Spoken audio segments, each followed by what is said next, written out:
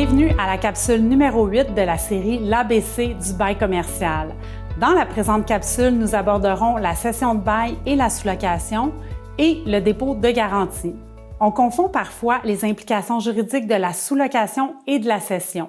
La sous-location signifie que le locataire transfère les avantages que lui procure son bail commercial à un tiers, mais demeure responsable de toutes les obligations du bail commercial.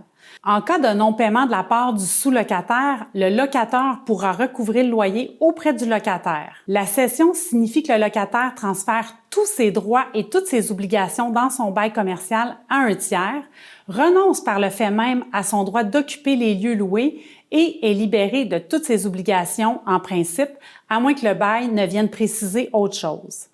Si aucune disposition au bail ne régit ce qu'il advient, dans le cas où un locataire veut sous-louer ou céder son bail, ce seront les dispositions du Code civil du Québec qui s'appliqueront.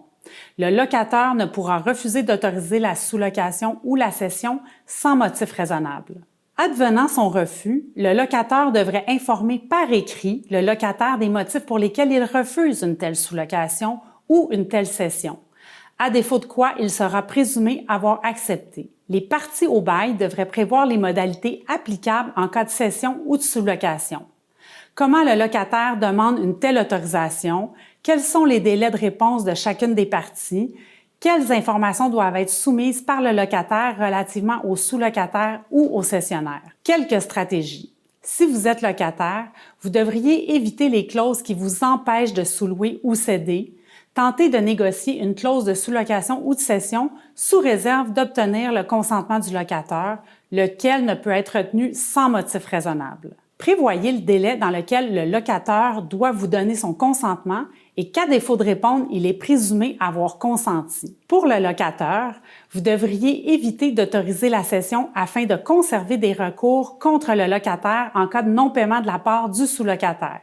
Précisez dans le bail que les frais attribuables à une telle cession ou sous-location sont aux frais du locataire. Exemple, étude de dossier de crédit, mandat d'agence de location, rédaction de nouveaux bails. Vous pourriez ajouter une pénalité. Assurez-vous de pouvoir refuser un sous-locataire ou un cessionnaire pour un motif raisonnable tel que la solvabilité, les activités commerciales du cessionnaire ou les activités du sous-locataire qui violent d'autres clauses d'exclusivité que vous avez consenties à d'autres locataires. Vous pourriez également prévoir que dans le cas où vous approuvez la cession du bail, le locataire doit garantir les obligations du cessionnaire jusqu'au terme du bail. Demandez des garanties financières. Parlons maintenant du dépôt de garantie ou du loyer payé d'avance. Un locataire peut exiger un dépôt de garantie pour garantir les obligations futures du locataire. Il peut être conservé pendant toute la durée du bail selon ce qui sera convenu entre les parties au bail. On pourra prévoir qu'en cas de défaut par le locataire de respecter ses obligations, le dépôt de garantie pourra être utilisé par le locataire pour pallier à ce défaut. Certains locataires exigent que ce dépôt soit conservé jusqu'à la fin du bail ou de ses renouvellements et remboursé au locataire une fois qu'il aura remis les lieux loués dans un état convenable au locataire. Le dépôt de garantie peut aussi être fait sous la forme d'un loyer payé d'avance, ce qui est avantageux pour le locataire en cas de faillite du locataire. En effet, si un locataire exige que les 3 derniers mois du bail soient payés d'avance, il pourrait conserver la somme en cas de faillite de son locataire, à condition qu'il soit prévu au bail que la somme devient la propriété absolue du locataire dès sa réception, à défaut de quoi la somme pourrait être récupérée par le syndic de faillite. Je vous donne quelques stratégies. Pour le locataire, privilégiez que le dépôt s'applique sur les premiers mois de loyer. Sinon, vous pourriez aussi tenter de le réduire progressivement. Par exemple, vous faites un dépôt de garantie équivalent à 3 mois de loyer.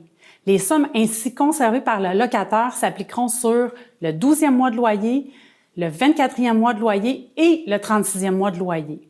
Évitez que le dépôt soit conservé pendant toute la durée du bail puisque cela affecte vos liquidités et qu'il est parfois ardu de récupérer cette somme auprès de certains locataires à la fin du bail.